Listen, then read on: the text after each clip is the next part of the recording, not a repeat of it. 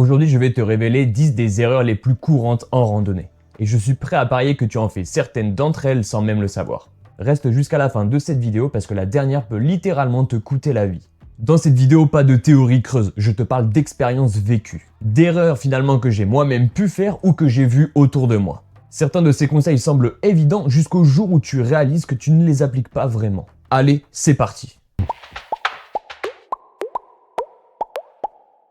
Commençons par le commencement, et souvent le problème commence bien avant de mettre les chaussures de randonnée. Bâcler la préparation, c'est l'erreur fondamentale, celle d'où découlent toutes les autres. On a repéré un beau sentier sur Instagram ou sur une vidéo YouTube, on a regardé la distance et on s'est dit 20 km ça devrait aller. Après ça, on est directement parti, sans vraiment vérifier le dénivelé, sans télécharger la carte hors ligne et sans s'assurer que son équipement était au complet. En réalité, la préparation, ça prend pas 3 heures. Ça peut se faire en seulement 30 minutes si tu as une checklist solide. Et ces 30 minutes peuvent vraiment faire la différence entre une randonnée magnifique et une journée catastrophique. Concrètement, tu vas consulter le profil altimétrique et pas uniquement la distance. Vérifie aussi les points d'eau sur ton parcours. S'il n'y a aucun robinet d'eau potable sur ton parcours, vérifie s'il va y avoir un ruisseau, un lac, un étang ou toute autre source de points d'eau accessible. Pense à emmener ta gourde filtrante que je t'ai déjà détaillée dans ces 2 vidéos. Ensuite, tu vas télécharger l'itinéraire sur ton téléphone pour qu'il soit disponible hors connexion. Si possible, tu vas prévenir une personne dans ton entourage de ton itinéraire et d'une heure estimée de ton retour. Ces réflexes simples, beaucoup de personnes les négligent. Et toi, ne sois pas de ces personnes-là. Ah, les chaussures, le sujet qui fâche et qui fait vraiment mal. J'ai vu des personnes arriver sur un sentier avec des baskets de running, d'autres avec des chaussures de trail basses sur un terrain rocailleux et technique. Et même, je ne rigole pas, avec des sandales en pleine montagne. À l'inverse, j'ai aussi vu des personnes avec des chaussures de montagne ultra rigides pour une balade forestière de seulement quelques kilomètres. Dans les 2 cas, il y a un point commun, c'est de la souffrance garantie. Le mauvais choix de chaussures, c'est une erreur en 3 versions. La première, les trop basses. Sur terrain accidenté, tes chevilles ne sont pas protégées. Un faux mouvement, une entorse et ta randonnée s'arrête là.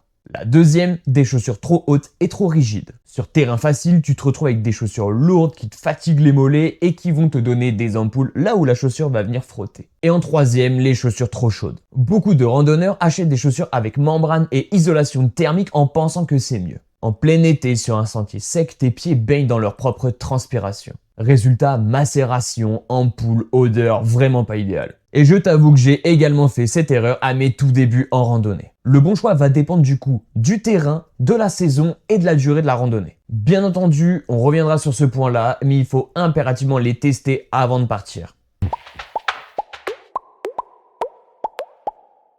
Soyons honnêtes, qui n'a jamais eu son sac de randonnée rempli de au cas où qui constitue la moitié de son équipement? Partir trop lourd, c'est vraiment l'erreur du randonneur qui veut être prêt à tout. Et je comprends l'intention, mais un sac trop lourd, ça change tout. Tu fatigues plus vite, tu ralentis, tu prends vraiment pas de plaisir et tu risques même de te blesser. Le dos, les genoux, les hanches, les chevilles, etc. Il y a une règle fondamentale à prendre en compte. Le poids de ton sac ne devrait pas dépasser 10% de ton poids de corps pour une journée de randonnée. Et 20% maximum pour un trek avec bivouac. Mais beaucoup de randonneurs vont partir avec des sacs de 15, 20, voire même 25 kg pour des sorties qui n'en nécessitent même pas la moitié en équipement. Le secret, la liste de contrôle impitoyable. Pour chaque objet que tu vas mettre dans ton sac, tu vas te poser une question simple. Est-ce que j'en ai vraiment besoin? Pas et si, mais est-ce que j'en ai vraiment besoin pour ce parcours avec ce temps et cette durée? Tu seras surpris de ce que tu peux laisser chez toi.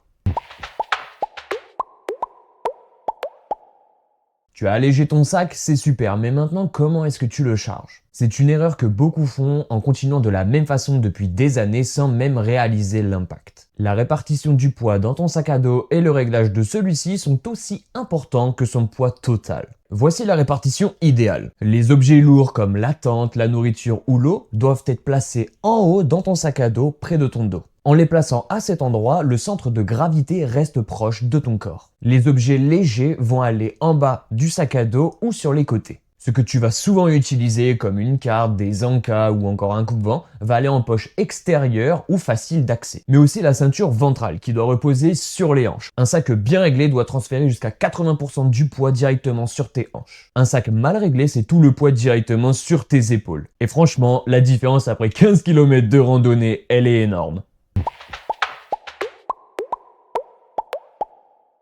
C'est bon, c'est que 15 km. Cette phrase, elle a vraiment précédé beaucoup de mauvaises journées. Parce que oui, 15 km sur terrain plat et 15 km avec 900 mètres de dénivelé positif, ce n'est vraiment pas la même chose. Et 15 km sur sentier balisé, plutôt facile, versus 15 km sur un terrain technique plutôt exposé, c'est vraiment pas la même chose. Sous-estimer l'itinéraire, ça peut signifier plusieurs choses. Ne pas prendre en compte le dénivelé, ignorer la technicité du terrain, mal évaluer son propre niveau ou sa condition physique du moment, ou encore ne pas prévoir suffisamment de temps et se retrouver à terminer sa randonnée dans le noir. Je vais donc te donner une règle que j'ai lue un jour pour estimer la durée de ta randonnée. Elle s'appelle la règle Naismith. Cette règle stipule qu'un randonneur moyen marche à une vitesse de 5 km/h sur un terrain plat. À cela vient s'ajouter une pénalité de temps pour le dénivelé, estimée à 1 heure environ pour 600 mètres de dénivelé positif. Prenons un exemple. Pour une randonnée de 10 km avec 600 mètres de dénivelé positif, le temps estimé est de 2 heures pour la distance. À cela, on rajoute 1 heure pour le dénivelé positif,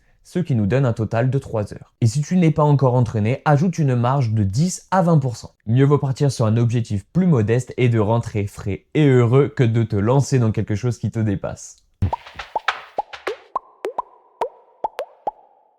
La météo en montagne, c'est comme un être vivant. Elle peut être vraiment radieuse à 9 h du matin et complètement déchaînée à 14 h.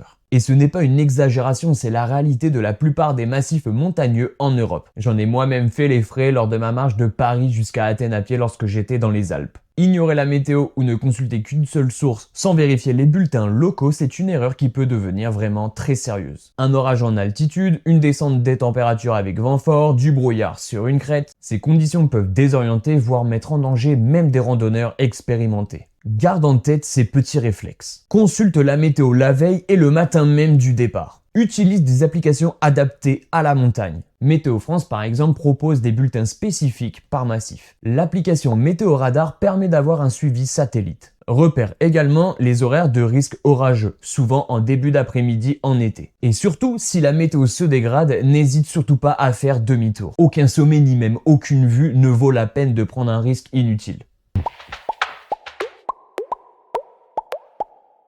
Voilà une erreur que beaucoup font et qu'on ne voit souvent qu'au pire moment. Tu pars pour ton premier bivouac, tu déballes ta tente que tu n'as jamais montée, tu te rends compte qu'il manque une sardine, t'as les mains froides, et là tu sors ta lampe frontale et tu réalises qu'en réalité, elle est complètement à plat parce que tu n'as même pas vérifié les piles ou la batterie depuis plus de 6 mois. Finalement, ne jamais tester son équipement avant de partir, c'est s'exposer à des surprises qui vont arriver au pire moment et surtout qui sont totalement évitables. Avant de partir pour n'importe quelle randonnée ou pour un trek, tu vas appliquer cette façon de procéder. Premièrement, tout équipement que tu n'as pas utilisé depuis plus de 3 mois mérite d'être regardé avant de partir. Deuxièmement, ta lampe frontale. Vérifier l'état des piles ou de la batterie si, comme la mienne, elle fonctionne sur batterie. Troisièmement, ton réchaud. Teste-le pour vérifier s'il fonctionne toujours très bien. Quatrièmement, ta tente. Monte-la dans le salon ou dans ton jardin si tu ne l'as encore jamais montée. Cette étape, elle est vraiment importante pour savoir comment fonctionne ton bivouac. Et bien entendu, vérifie si tu as l'ensemble de tous les éléments. Sardines, arceaux, etc. Et si tu pars avec un matelas gonflable, teste-le. Tu vas le gonfler, tu le laisses pendant toute une nuit et tu vas voir s'il se dégonfle ou non pour vérifier s'il y a une fuite ou non. Ces tests vont prendre 10 à 20 minutes, sauf pour le matelas gonflable, et franchement, ça peut t'éviter toute une nuit de galère. Ton sac de couchage, c'est ta survie thermique la nuit. Mais c'est également l'un des équipements les plus fragiles face à l'humidité. Un sac de couchage mouillé, qu'il soit en plume ou en synthétique, perd une grande partie de ses capacités d'isolation thermique. Si tu bivouaques par nuit fraîche avec un sac de couchage humide, tu vas passer l'une des pires nuits de toute ta vie. Voire potentiellement hypothermique si les températures descendent vraiment bas. Et pourtant, l'erreur est vraiment fréquente, rangé comme ça au fond du sac à dos sans même une protection. Une averse totalement imprévue et il finit complètement trempé avant même que tu installes ton bivouac. La solution, elle est pourtant très simple et peu coûteuse. Range toujours ton sac de couchage dans un sac étanche. Ou à défaut dans un grand sac poubelle bien fermé, c'est moi-même ce que je fais. Et cette habitude, elle est à prendre une bonne fois pour toutes. Et c'est exactement la même logique pour les vêtements de rechange ou les couches isolantes. Dans un sac à dos non imperméable, tout ce qui est vital doit être protégé. Là, je sens que certains vont froncer les sourcils. Mais pourquoi est-ce que je dormirais en pente? Ce n'est absolument pas logique. Et pourtant, c'est exactement l'inverse qu'il faut faire lorsqu'il pleut ou du moins éviter le plat parfait. Quand il pleut, l'eau s'accumule. Si tu as planté ta tente sur un terrain parfaitement horizontal, une mare peut se former tout autour de ta tente ou même sous elle pendant la nuit. Privilégie donc un terrain légèrement incliné pour que l'eau s'écoule naturellement. Alors bien sûr, oui, pas une pente de ski, juste un peu d'inclinaison. Et tu vas venir te placer perpendiculairement à la pente pour dormir, pas dans son axe. Ceci te permettra de ne pas glisser pendant la nuit. Et si tu utilises un hamac, cette problématique disparaît complètement. Suspendu entre deux arbres, l'eau passe sous toi. Tu restes au sec et tu évites également le problème des racines ou des pierres qui sont sous la tente. Le hamac est souvent sous-estimé pour du bivouac et pourtant dans une forêt c'est vraiment la meilleure des options. C'est d'ailleurs mon bivouac numéro 1 pour toute aventure confondue. J'ai gardé celle-là pour la fin et non, ce n'est pas un hasard. Cuisiner dans ta tente est l'une des erreurs les plus dangereuses que tu peux faire pendant ta randonnée. Et pourtant, elle est plus fréquente qu'on ne le croit. Il fait froid dehors, il pleut, tu es fatigué et l'idée même de sortir ton réchaud sous la pluie te semble compliquée. Alors à ce moment-là, tu vas l'allumer dans l'abside de ta toile de tente, voire même à l'intérieur. Mais à tout ça, il y a deux risques majeurs potentiellement mortels. Premièrement, il y a le feu. Les tentes modernes sont très légères, mais elles sont aussi très inflammables. Une flamme qui touche le nylon et c'est une fraction de seconde pour que l'incendie se propage. Et dans une toile de tente en feu, le temps de réaction, il est quasi nul. Et je t'avoue que j'ai moi-même failli mettre le feu à ma propre toile de tente. Deuxièmement, il y a le monoxyde de carbone. Le monoxyde de carbone est un gaz inodore, incolore et il se produit lors de toute combustion en espace confiné. Dans une tente fermée, même partiellement, la concentration peut atteindre des niveaux dangereux en seulement quelques minutes. Tu t'endors sans t'en rendre compte et tu ne te réveilles jamais. Retiens bien ceci, on cuisine toujours dehors ou sous un abri séparé de la tente avec une ventilation suffisante. Toujours, peu importe la météo. Voilà, on a fait le tour de ces 10 erreurs en randonnée que tu fais peut-être sans même le savoir. Et je vais être totalement honnête avec toi, moi-même j'en ai fait plusieurs de toute cette liste. Personne ne naît randonneur expert. C'est en marchant, en se trompant et en apprenant que l'on progresse. La bonne nouvelle, c'est que toutes ces erreurs sont totalement évitables. Elles demandent juste un peu de préparation, de la rigueur et parfois un peu de bon sens. Si cette vidéo t'a apporté au moins un conseil que tu ne connaissais pas, mets un like. Ça m'aide vraiment à continuer à créer du contenu comme celui-ci. Et si tu connais quelqu'un qui débute en randonnée, partage-lui cette vidéo, ça pourrait vraiment lui rendre service. Pour la prochaine vidéo, je t'ai préparé 7 astuces pour bien choisir ton équipement de randonnée. Tu vas voir, ça va te plaire. Alors abonne-toi et active la cloche de notification pour ne pas rater les prochaines vidéos. Je te dis à très bientôt sur les sentiers. Ciao! Stop that.